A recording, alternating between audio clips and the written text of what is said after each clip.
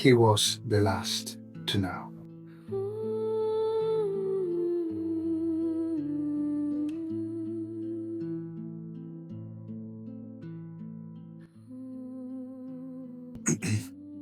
My name is Everly. Mort Everly. I even had a rubber stamp with my name on it. I usually pressed it under my signature. It wasn't required, but I liked seeing a stamp under my name. Every day, for 37 consecutive years, I came to the office at 7:30 in the morning and left at 6:10 in the evening. Officially, working hours are 8 to 4, but I never leave before 6:10. Going home early is boring.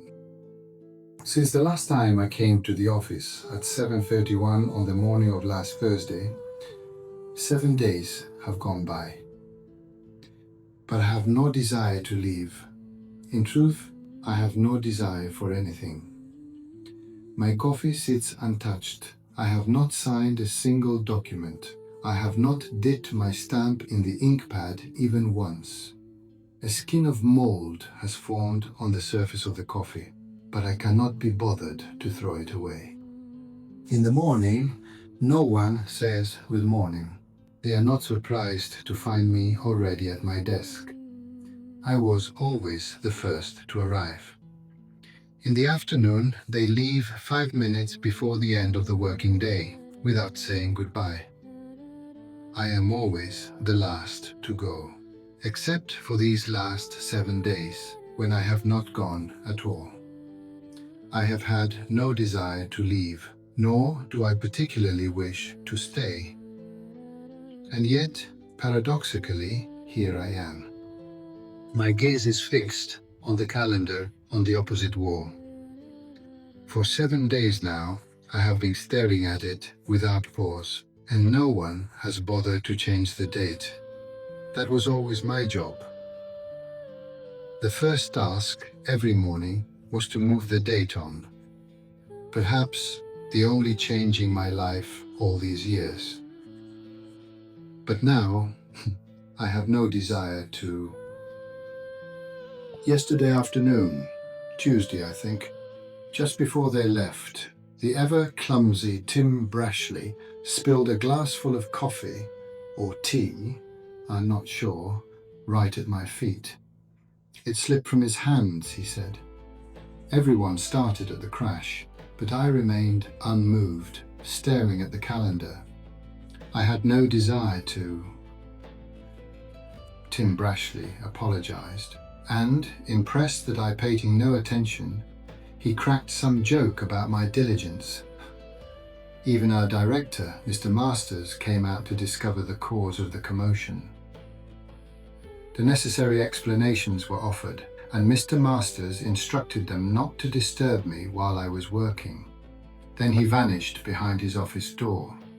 It was not long before they all left, leaving me alone, watching the calendar, the only change in my life, now suspended. Today, Wednesday, I think, they arrived on time. They are rushing up and down, agitated. They are expecting an inspection from the regional chief. Mr. Generalis himself, they said, will come in person. Only I remain indifferent, staring at the calendar, which for 7 days now has been frozen in place. Mr. Masters placed a stack of papers on my desk and formally asked me to check them. Mr. Generalis is coming. Right on cue, Mr. Generalis appeared. He came up to me, tossed a curt good morning to Mr. Masters, positioned himself between me and the calendar, and said loudly, Mr. Everly, I am pleased to inform you that the General Administration in Brussels, etc., etc., has decided to award you yet another medal for diligence. Congratulations, and so on and so forth. Everyone applauded, but I sat, rooted to my chair, looking, through Mr. Generalis, at the dead calendar on the wall. I had no desire to. With impeccably official gestures, He pinned the medal to my chest, and I collapsed to the floor. My face landed on his gleaming, polished shoes. But really, Mr. Everly, there is no need for such theatrics. Your devotion to us, and so on and so forth, is well known to me. You have earned this medal through your diligence, and so on and so forth. After that, they all disappeared, faithfully trailing behind Mr. Generalis like a tail. I was left alone. I thought of getting up, but I had no desire. 2 men I do not know have propped me up in a chair and are stuffing a big wad of cotton into my mouth. He'd been dead 7 days, and only today did those idiots twig. Paper pushers. They only realized the whole week had passed because the calendar was stuck. That guy, the and so on and so forth one, was arrived. We'll give him, he says, a first-class funeral. The company will pay, and so on and so forth. 37 years in the service of the company. Always first, always last. And they did not have the decency to inform me of my own death themselves.